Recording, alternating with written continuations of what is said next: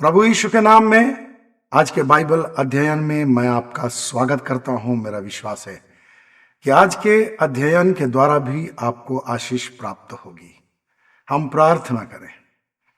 प्रेमी पिता परमेश्वर, आपको हृदय से धन्यवाद, क्योंकि आप सच्चे परमेश्वर हैं और प्रभु यीशु ने हमसे कहा, मार्ग, सत्य और जीवन मैं ही हूं। धन्यवाद यीशु, आपने हमें अपने पिता और हमारे पिता परमेश्वर तक हमें पहुंचाया, और जो वचन हमें प्राप्त हुआ है पवित्र शास्त्र के माध्यम से, उसके द्वारा हम पिता को और अधिक जान सकते हैं, अपने जीवन की बारीकियों को, हर परिस्थिति को, भावनाओं को और अधिक अच्छी तरह समझ सकते हैं, और हर परिस्थिति में आपके नाम से हमें साहस प्राप्त होता है। आज के अध्ययन को भी मैं आपके चरणों में समर्पित करता हूँ। प्रेमी पिता, मेरी सहायता कीजिए, आत्मा की अगुवाई मुझे प्रदान कीजिए, ताकि जो तैयारी मैंने की है उसके द्वारा आपके नाम की महिमा हो, और जो बात आज मेरे मुंह से निकलती है उसके द्वारा हमारे सभी श्रोताओं को, दर्शकों को लाभ हो, और वे आत्मिक रूप से उन्नत हो और हर परिस्थिति के लिए वे तैयार होते चले जाएं, और प्रभु यीशु में और अधिक मजबूत होते चले जाएं। मेरी जुबान पर, मेरे हृदय, मेरे विचारों पर पूरी तरह से आपका नियंत्रण हो। मेरी सहायता कीजिए पवित्र आत्मा। पूरी बाइबल स्टडी को प्रभु यीशु के नाम में मैं आपके चरणों में लाता हूँ। सब लोगों को फायदा हो, लोगों का हृदय भी प्रभु के वचन के लिए खुल जाए, यीशु के नाम में, आमीन। तो परमेश्वर का धन्यवाद हो। आज जो विषय है वो है निराशा में आशा। लेकिन आगे बढ़ने से पहले मैं परमेश्वर की महिमा के लिए और आपको उत्साहित करने के लिए विश्वास के आधार पर जो गीत परमेश्वर ने दिया है, विश्वास के संदर्भ में जो गीत दिया है, वो प्रस्तुत करना चाहता हूं।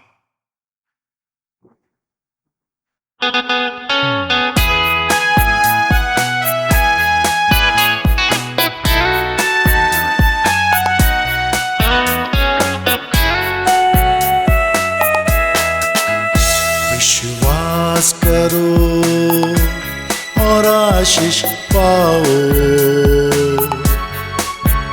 विश्वास करो और आगे बढ़ो। पिता ने तुम्हारे लिए रखी जो आशीषें, यीशु नाम में वो तुम ले जाओ। विश्वास करो और आशीष पाओ, विश्वास करो और आगे बढ़ो।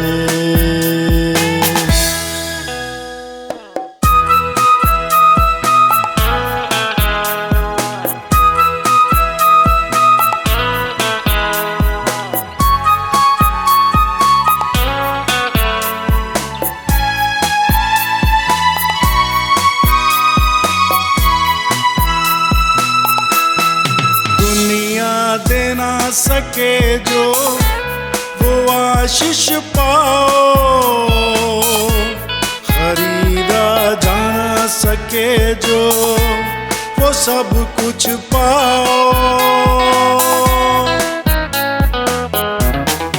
दुनिया दे ना सके जो वो आशीष पाओ, खरीदा जा ना सके जो वो सब कुछ पाओ।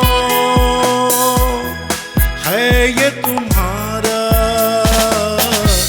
इसे ना गवाओ। विश्वास करो और आशीष पाओ, विश्वास करो और आगे बढ़ो।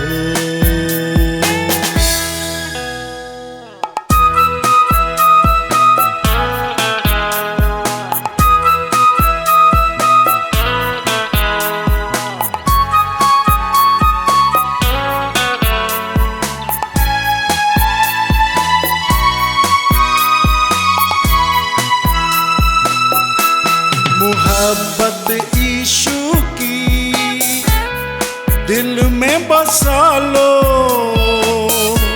जहां के फरेब से खुद को बचा लो।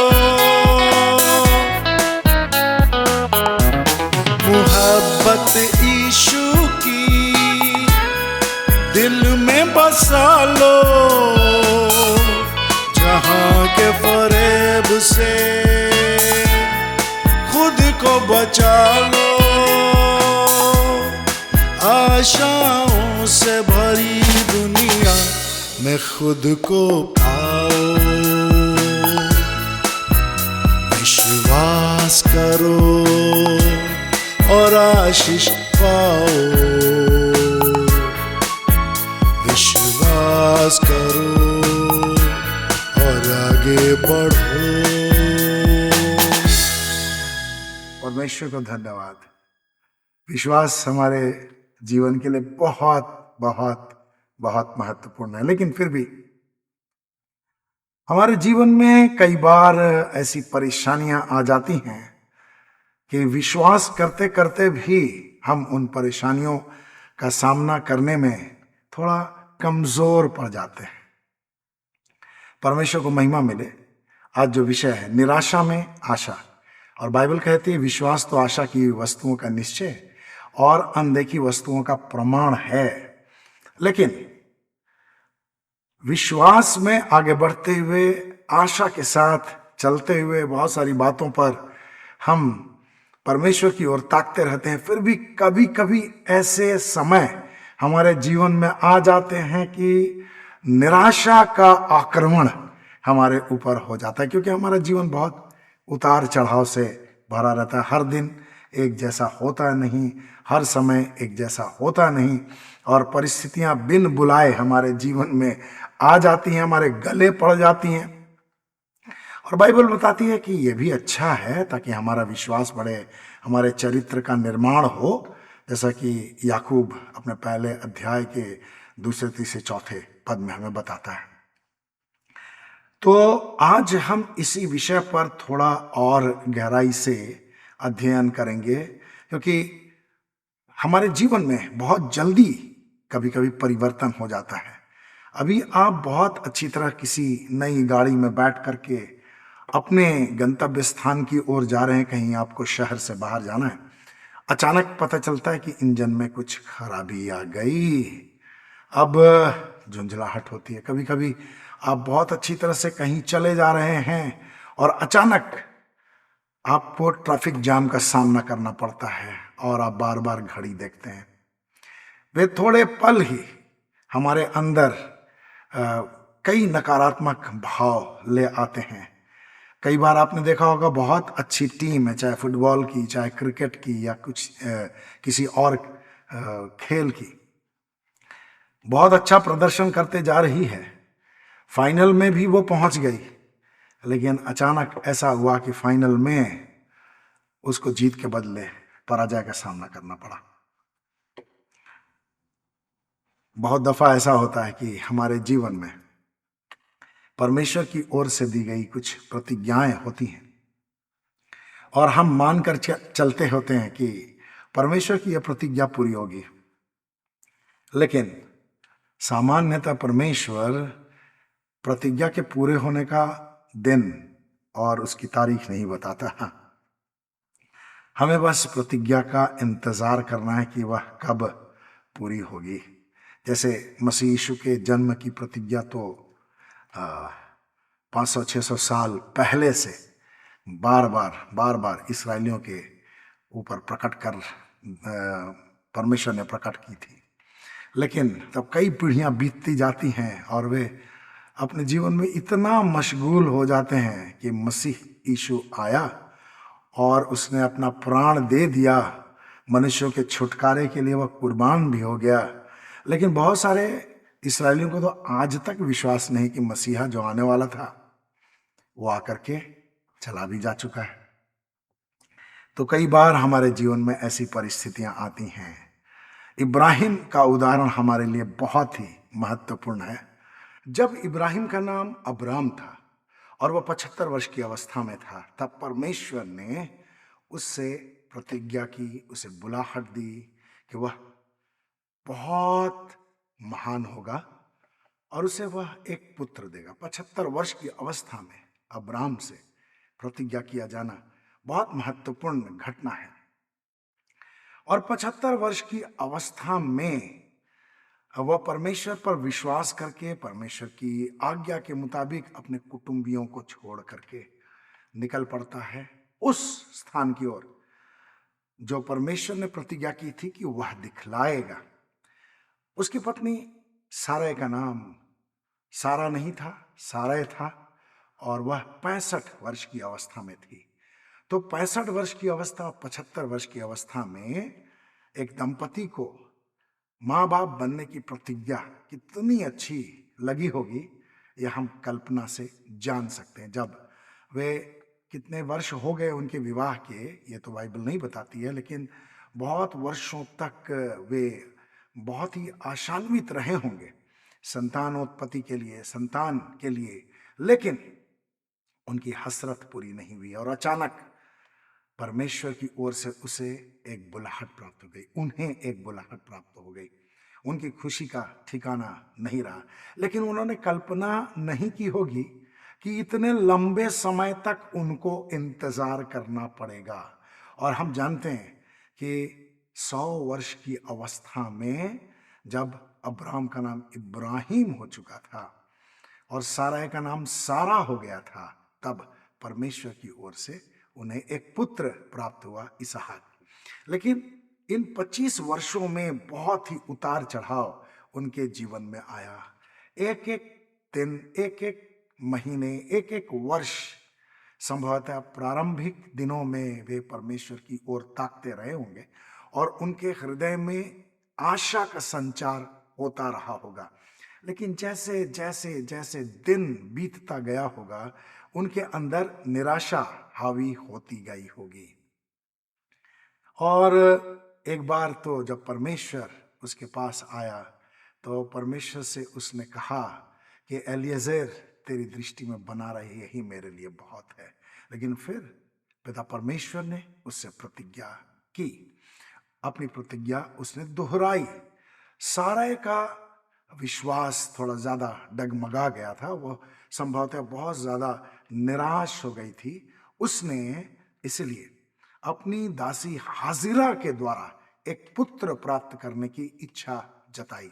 और बाइबल बताती है कि 86 वर्ष की अवस्था में जब अब्राम था तो हाजिरा से उसे एक इश्माइल नाम का पुत्र प्राप्त हुआ। लेकिन परमेश्वर ने अगली मुलाकात में अब्राम के ऊपर यह बात प्रकट कर दी कि ये तेरा पुत्र, ये तेरा वंश नहीं कहलाएगा, मैं उसे भी आशीष दूंगा, लेकिन इससे तेरा वंश चलने वाला नहीं है।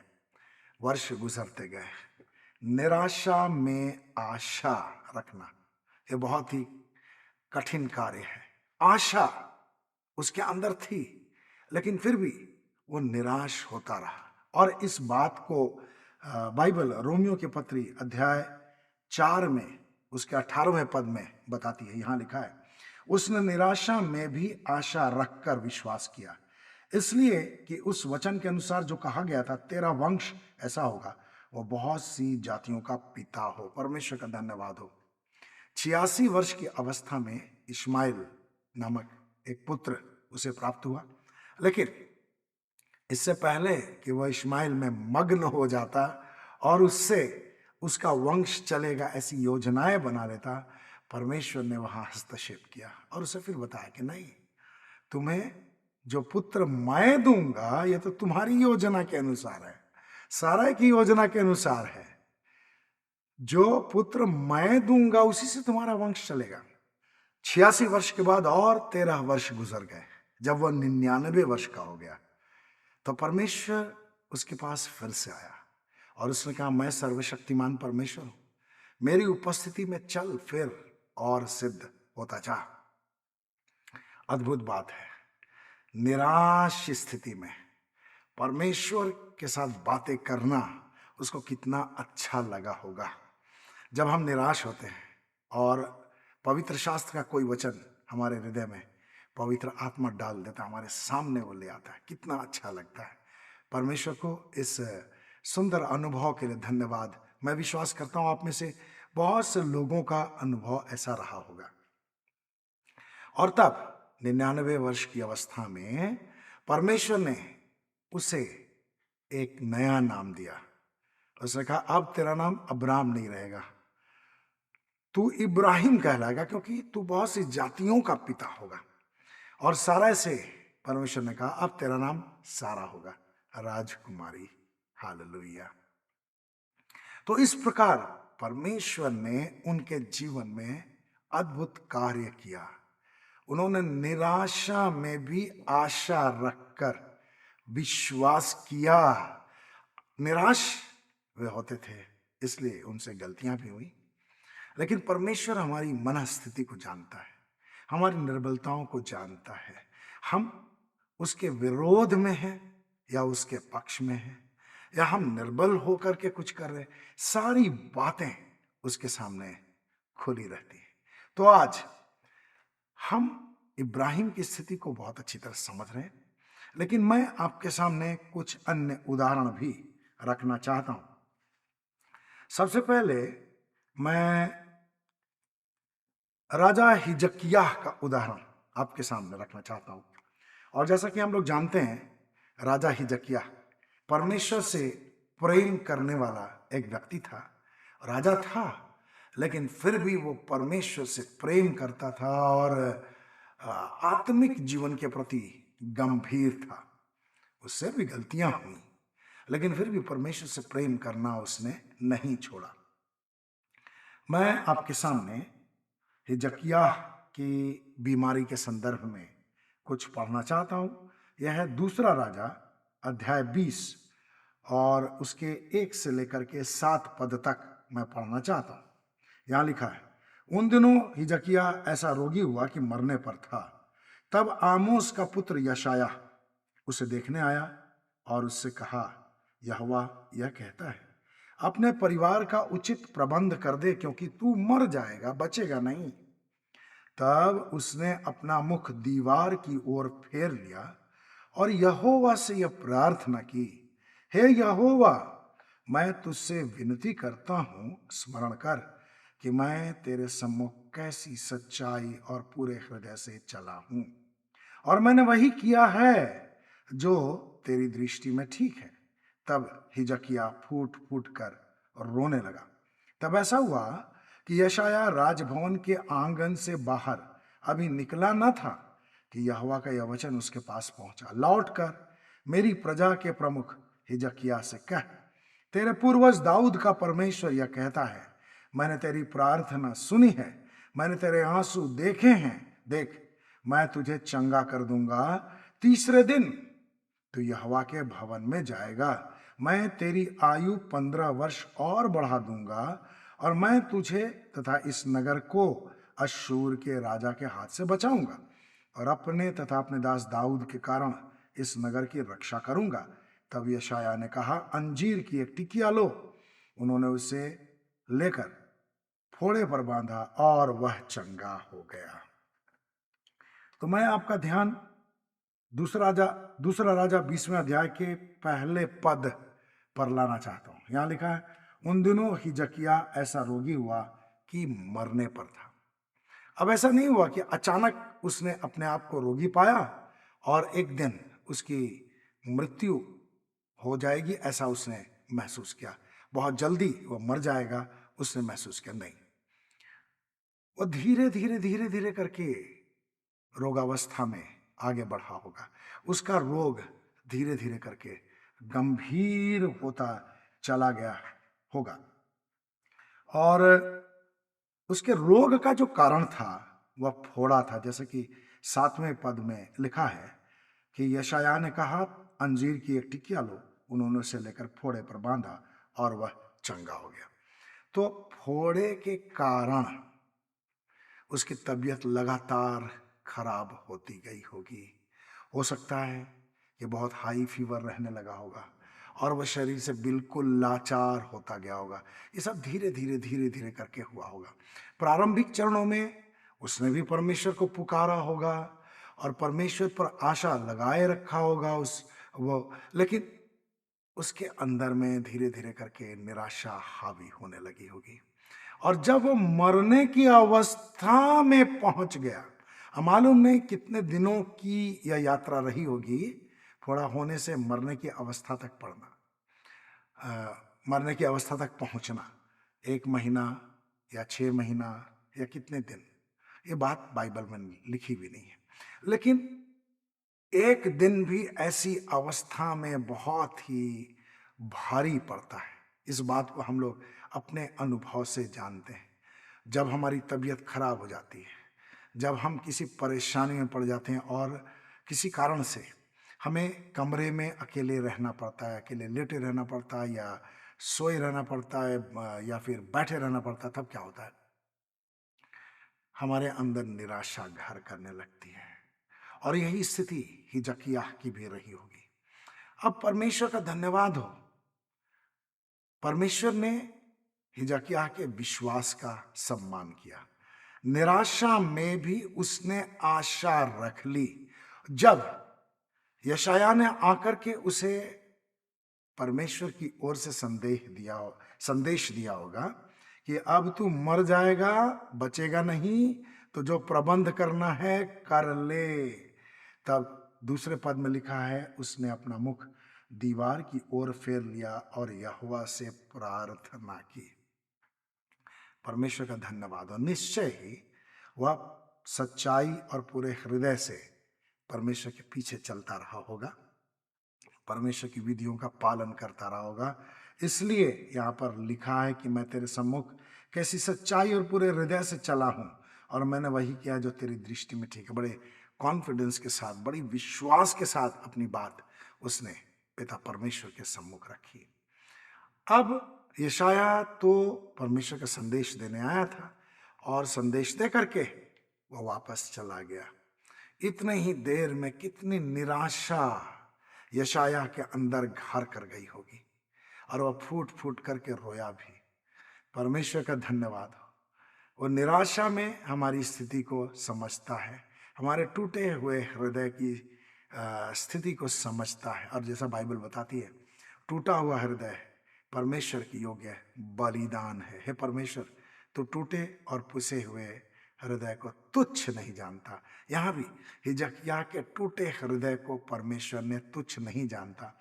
और चौथे पद में लिखा है, तब ऐसा हुआ कि यशायाह राजभवन के आंगन से बाहर अभी निकला न था कि यहोवा का वचन उसके पास पहुंचा कि लौटो और मेरी प्रजा के प्रधान को, प्रजा के प्रमुख को एक नया संदेश दो, चंगाई का संदेश दो। हालेलुया। निराशा में भी आशा होती है। तो हम इस बात को सीखें कि हमारे जीवन में भी बहुत दफा ऐसी परेशानियां आ सकती हैं, पारिवारिक रीति से, पारिवारिक समस्याओं के कारण, या फिर कलीसियाई समस्याओं के कारण, सामाजिक समस्याओं के कारण, व्यक्तिगत कारणों से भी ऐसी अवस्था में हम पाए जा सकते हैं जब निराशा हमारे ऊपर हावी होती है। लेकिन प्रेरित पौलुस के द्वारा कहा गया वचन मुझे अभी कहने के लिए प्रभु प्रेरित कर रहा है कि मेरे लिए जिंदा रहना तो मसीह और मरना लाभ है। हम परमेश्वर के समक्ष अपने शरीर को जीवित, पवित्र और भावता हुआ बलिदान बनाकर चढ़ाते रहें। हमेशा, हर दिन हम इस बात को प्रभु के सम्मुख रखें कि हमारा शरीर जीवित बलिदान है उसके सम्मुख। आत्मिक जो ऑल्टर है, आत्मिक जो वेदी है हमारे सामने, उस पर हम अपने आप को लगातार समर्पित करते रहें।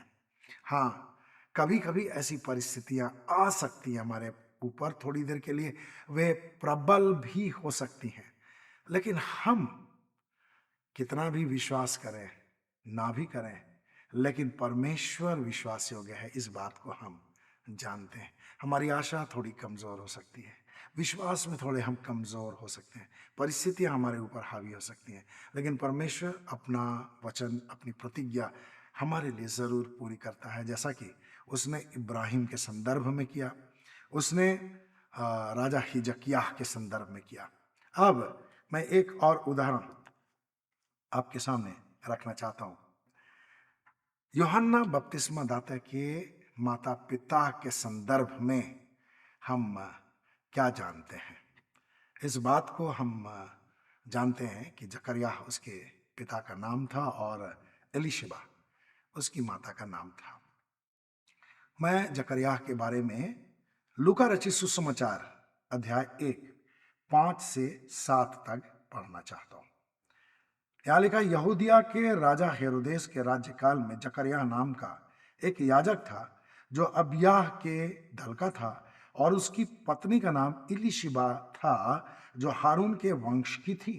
वे दोनों परमेश्वर की दृष्टि में धर्मी थे और उनका आचरण प्रभु की सारी आज्ञाओं और विधियों के अनुसार निर्दोष था। उनके कोई संतान न थी क्योंकि इलीशिबा बांझ थी और दोनों ही बूढ़े हो गए थे।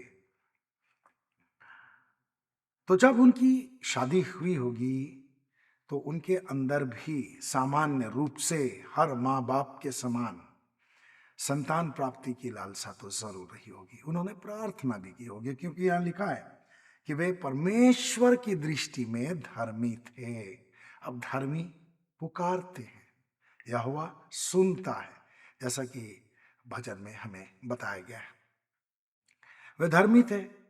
निश्चय ही कुछ दिनों तक उन्होंने सामान्य रूप से इंतजार किया होगा और फिर उन्होंने परमेश्वर को पुकारना प्रारंभ किया होगा। लगातार पुकारते गए होंगे। कई वर्षों तक वे लगातार प्रार्थना करते रहे होंगे। लेकिन जब उम्र ढलने लगी होगी, जैसे कि यहाँ लिखा है, दोनों ही बूढ़े हो गए थे। बूढ़े हो गए थे, मुझे ऐसा लगता है कि उनकी उम्र 70-75 वर्ष से आगे हो गई थी, ज्यादा हो गई थी। वे दोनों ही बूढ़े हो गए थे। तो कुछ वर्षों तक, हो सकता है विवाह के 15-20 वर्षों तक उन्होंने लगातार प्रार्थनाएं की होंगी। उसके धीरे धीरे उनकी प्रार्थना की जो फ्रीक्वेंसी है वह धीरे धीरे घट गई होगी। अब उन्होंने मान लिया था कि चलो भाई, निसंतान ही सही, लेकिन परमेश्वर का धन्यवाद हो, निसंतान होने के बावजूद यहां पढ़ने पर पता चलता है कि वे अंत तक, वृद्ध होने की समय तक, वृद्धावस्था तक परमेश्वर के साथ उनका संबंध बहुत ही अच्छा था। हमारे कार्यक्रम से यदि कोई निसंतान दंपति जुड़े हुए हैं तो मैं उन्हें उत्साहित करना चाहता हूं। परमेश्वर की ओर इनके समान आप ताक सकते हैं, आशा रख सकते हैं, और अगर परमेश्वर किसी कारणवश उन्हें संतान नहीं भी दे रहा तो इसमें भी परमेश्वर की कोई ना कोई योजना रही होगी। मैं कल्पना के आधार पर कुछ बातें कह सकता हूं, लेकिन वो मेरी कल्पना होगी। परमेश्वर उन्हीं के हृदयों से बातें करे। मेरा विश्वास है कि उनके लिए भी परमेश्वर की ओर से कोई ना कोई तो विशेष योजना जरूर होगी। और हमारी जो भी स्थिति है, संतान के साथ या संतान रहित अवस्था में, हमें परमेश्वर की ओर लगातार ही ताकना चाहिए। इब्राहिम ने ताका, जकरिया और इलीशिबा ने ताका। परमेश्वर का धन्यवाद। निराशा में भी आशा रख करके उन्होंने विश्वास किया। अब मैं 10 से 13 पद तक, लूका 1 10 से 13 पद तक पढ़ना चाहता हूं। यहां पर लिखा है, धूप जलाने के समय सारा जनसमूह बाहर प्रार्थना कर रहा था। कितनी अद्भुत बात है।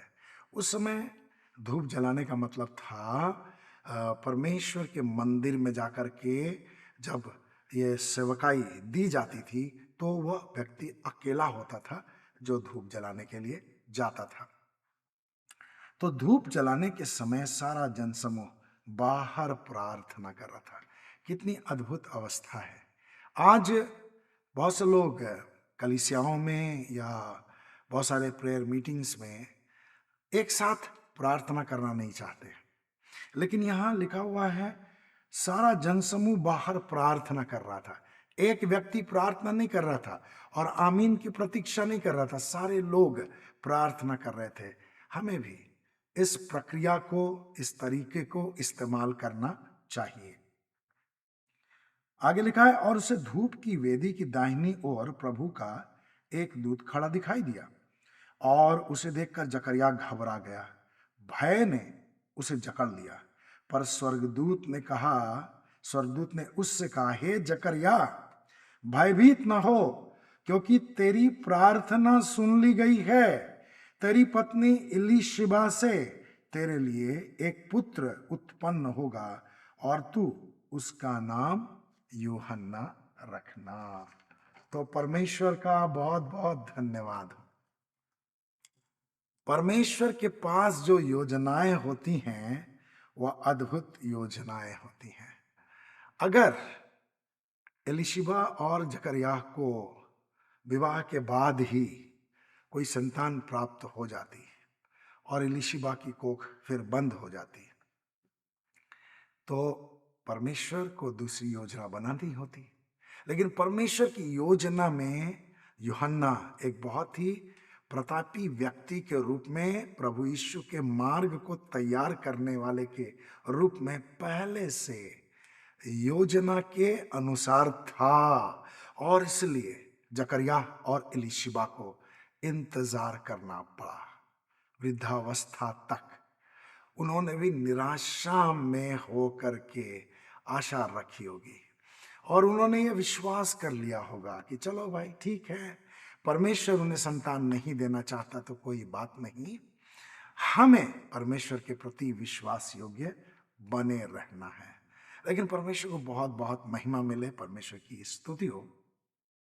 अद्भुत रूप से परमेश्वर ने अपनी योजना के अनुसार एलीशिबा की सुधि ली और उन दोनों को ऐसी संतान प्रदान की जो मसीही इतिहास में, पवित्र शास्त्र में एक बहुत ही महत्वपूर्ण व्यक्ति है। प्रभु यीशु मसीह से 6 महीने वो बड़ा था और 6 महीने पहले उसका जन्म परमेश्वर की महान योजना के अनुसार हुआ। तो परमेश्वर की योजनाएं बहुत ही विशेष होती हैं। हमारे जीवन के लिए भी परमेश्वर की बहुत ही विशेष योजनाएं हैं। हम भी परमेश्वर की ओर लगातार ताकते रहें, उसकी ओर से हमें जो आज्ञाएं प्राप्त होती हैं हम उसके प्रति गंभीर रहें, जो प्रतिज्ञाएं प्राप्त होती हैं उनके प्रति आशान्वित रहें। निराशाएं आएंगी, लेकिन हमें भी इब्राहिम के समान निराशा में आशा रखने की कोशिश लगातार करनी चाहिए। अब एक अंतिम उदाहरण मैं राजा दाऊद का देना चाहता हूं। राजा दाऊद इस्राएलियों का दूसरा राजा था और बहुत ही प्रतापी था, और उससे भी बड़ी बात थी कि वो परमेश्वर के मन के लायक था और उसने बार बार ये साबित किया कि वह परमेश्वर से कितना प्रेम करता था। लेकिन फिर भी उसके जीवन में एक बहुत ही कठिन परिस्थिति आई। उसका एक बेटा था जिसका नाम था अबशालोम। अबशालोम के जीवन में एक ऐसी घटना घटी कि उसे ऐसा लगा कि राजा को कुछ करना चाहिए, लेकिन राजा दाऊद उसके पक्ष में किसी प्रकार का निर्णय नहीं ले सका, किसी प्रकार का फैसला नहीं कर सका, और इस कारण उसे लगा कि अब राजा से उम्मीद करना बेकार है, मुझे खुद ही, जैसे कहते हैं, कानून अपने हाथ में ले लेना चाहिए। और इसलिए उसने अपने पिता के विरुद्ध बगावत का झंडा बुलंद कर दिया और वह स्वयं विद्रोही हो गया। उसने अपने अधिकार का, अपनी पहुंच का, अपनी सुविधाओं का ख्याल रखते हुए, उसको अपने लिए इस्तेमाल करते हुए अपने पक्ष में जनमानस को कर लिया। प्रजा के बहुत सारे लोग और बहुत सारे अधिकारी अबशालोम के पक्ष में हो गए और इस तरह से ऐसा माहौल बन गया कि उसके पास ये अधिकार आ गया। उसे ऐसा लगा कि अब उसे अपने पिता से उसकी गद्दी को छीन लेना चाहिए, ताकि जो काम उसके पिता ने नहीं किया वह काम वह कर सके।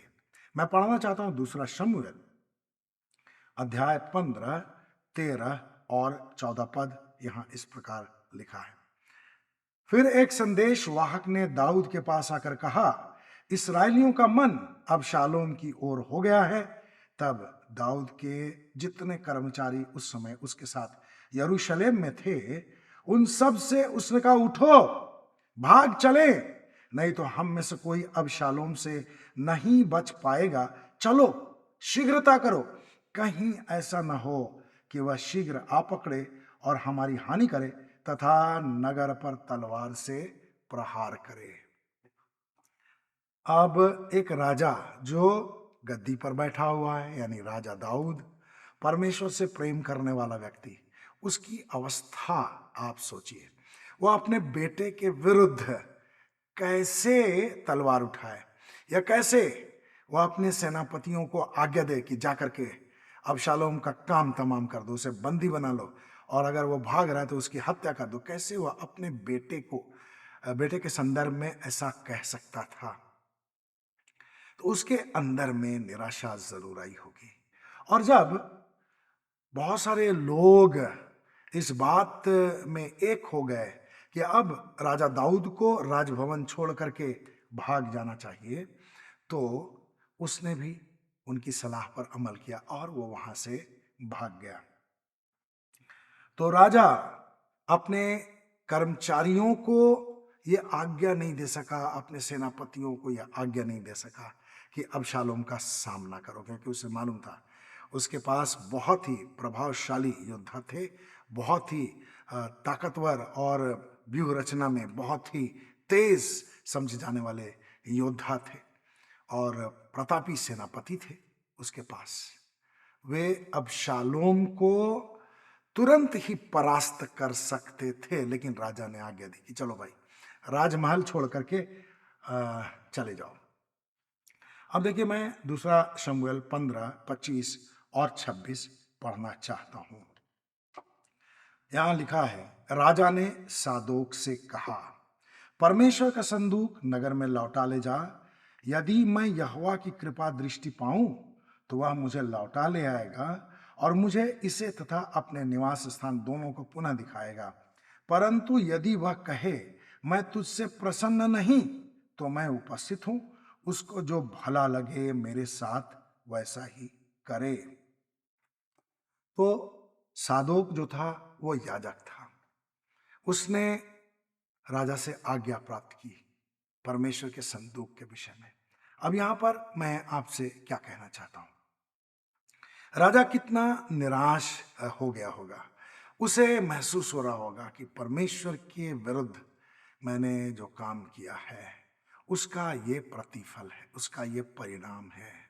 अब वो फिर से परमेश्वर की ही ओर ताक रहा है, लेकिन परिस्थितियां हैं कि तुरंत बदलती नहीं है, और इस तरह वो राजमहल से बाहर अपने दूसरे छुपने के स्थान में पड़ा रहा होगा। उसके पास अभी कोई विशेष काम नहीं है, राजकाज संभालने का समय उसके पास नहीं है, और उसकी उम्र भी बहुत हो चुकी है। लगभग ऐसा माना जाता है कि 1 वर्ष तक अबशालोम का विद्रोह सफल रहा। अबशालोम ने जो विद्रोह किया तो राजमहल से बाहर राजा दाऊद को 1 साल तक रहना पड़ा।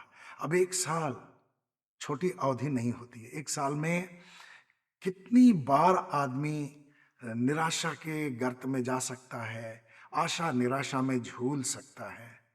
अब मुझे ऐसा लगता है कि राजा दाऊद के अंदर में बहुत ही निराशा घर कर गई होगी।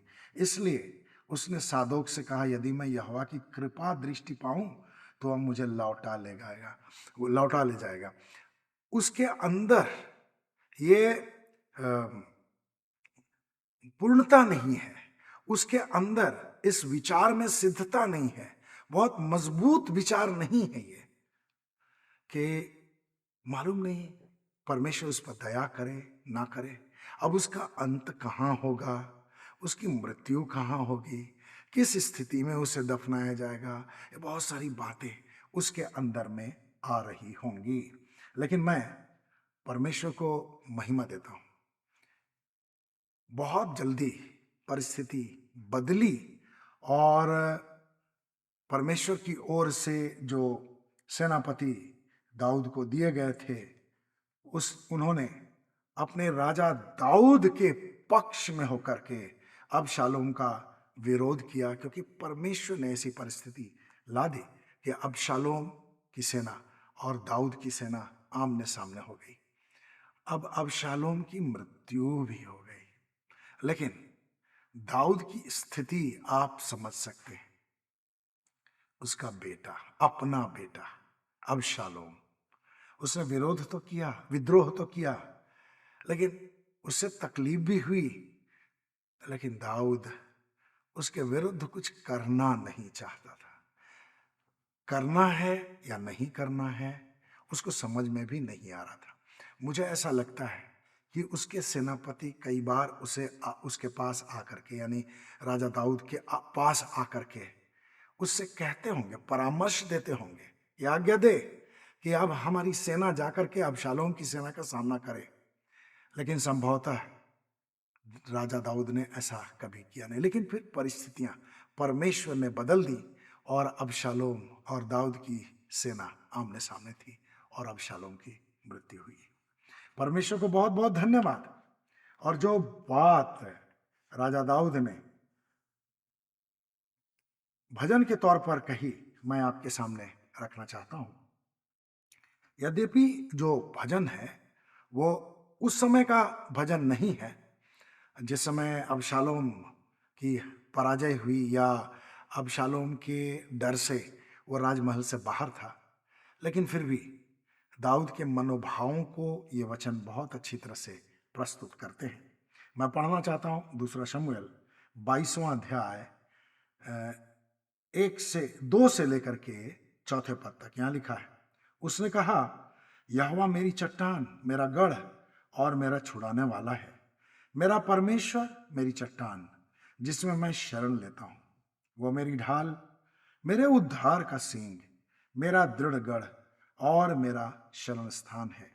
हे मेरे उद्धार करता, तू ही मुझे हिंसा से बचाता है। मैं यहोवा को जो स्तुति की योग्य है पुकारता हूं और मैं अपने शत्रुओं से छुड़ाया जाता हूं। परमेश्वर का धन्यवाद। दाऊद ने निराशा में भी आशा रखकर परमेश्वर पर विश्वास किया। हमारे जीवन में भी कई परिस्थितियां आती हैं। परमेश्वर हमें आशीष दे, हमारी सहायता करे। निराशा की वादियों में भी जब हम जाएं, तब हमारे हृदय में आशा बनी रहे, ऐसा परमेश्वर के अनुग्रह से हो सकता है। हम प्रार्थना करें। पिता परमेश्वर, हम आपको धन्यवाद देते हैं आज के बाइबल अध्ययन के लिए। जिन लोगों के लिए आज का बाइबल अध्ययन है, उनको बहुत ही लाभ प्राप्त होने पाए। आपका एक एक वचन उनके हृदयों से बातें करे। इब्राहिम ने निराशा में भी आशा रखकर आप पर विश्वास किया। जकरिया के अंदर भी निराशा आ गई होगी, एलीशिबा के अंदर भी निराशा रही होगी, लेकिन फिर भी आपने उन्हें निराशा से बाहर निकाला। आपको धन्यवाद। हिजकिय्याह के समान हम में से बहुत से लोग बीमार हो जाते हैं। कभी कभी ऐसा लगता भी है कि दवाई असर नहीं कर रही, कोई भी हमारा साथ देने के लिए तैयार नहीं है। ऐसी अवस्था में मैं मांगता हूं उनके हृदयों से आपका वचन बातें करे, उनके हृदयों में आपका वचन घर कर जाए और पवित्र आत्मा के अनुग्रह से, पवित्र आत्मा की सामर्थ्य से उनके अंदर जो आशा है वो लगातार बनी रहे। भले ही वे निराश हो जाए थोड़ा समय तक, लेकिन आशा कभी छूटे नहीं और विश्वास उनके हृदय से कभी दूर न हो। दाऊद के समान भले ही हमारी स्थिति कभी हो जाए, लेकिन फिर भी हम आप पर आशा रख सकें। यह अनुग्रह और यह वरदान हमें दे दीजिए। इस कार्यक्रम से जुड़े हुए सब लोगों को दे दीजिए। किसी भी परिस्थिति में वे निराश न हो। मैं उनके लिए धन्यवाद देता हूं जो हमारे कार्यक्रम से जुड़े हुए हैं और जो लगातार इस कार्यक्रम के लिए प्रार्थना करते हैं और अपने कमेंट्स के द्वारा, अपने लाइक्स के द्वारा हमें लगातार उत्साहित करते हैं। पिता परमेश्वर इनकी सहायता कीजिए, लगातार वे आपके प्रेम में बढ़ते जाएं और इस बाइबल स्टडी के द्वारा उनको आत्मिक रूप से लगातार गहरी बातों की जानकारी प्राप्त होते रहे। यस, सब आपके अनुग्रह से ही संभव है। प्रभु आप आशीष दीजिए ताकि हम इस बाइबल स्टडी प्रोग्राम के द्वारा आशीषित होते रहें, हमारा आत्मिक जीवन लगातार उन्नत होता जाए और आपके अनुग्रह से जो वचन हमें दिया जाए, जो घटनाएं बाइबल की हैं, वे जब यहाँ बताई जाए तो हम सब उनसे रिलेट कर सकें और हमारा विश्वास बढ़ता जाए। निराशा की स्थिति में भी हम आशा रख करके विश्वास कर सकें और आपकी प्रतिज्ञाएं जो सच्ची हैं, आप विलंब तो करते हैं लेकिन आप अपनी प्रतिज्ञाओं को पूरा करने से मुकरते नहीं। इसलिए हम आपको धन्यवाद देते हैं। विश्वास योग्य परमेश्वर है। एक एक जन को मैं आपके हाथों में सौंपता हूँ। हर एक को आशीष दीजिए, वे लगातार बने रहें, हमारे ऊपर आपका अनुग्रह बना रहे और हमारे इस कार्यक्रम को आप अपनी महिमा के लिए इस्तेमाल कीजिए। सब लोगों को इस्तेमाल कीजिए, सब लोगों को आशीष दीजिए। यहाँ जो गीत गाए जाते हैं उसके द्वारा भी लोगों को आशीषित कीजिए। यीशु के नाम में आमेन।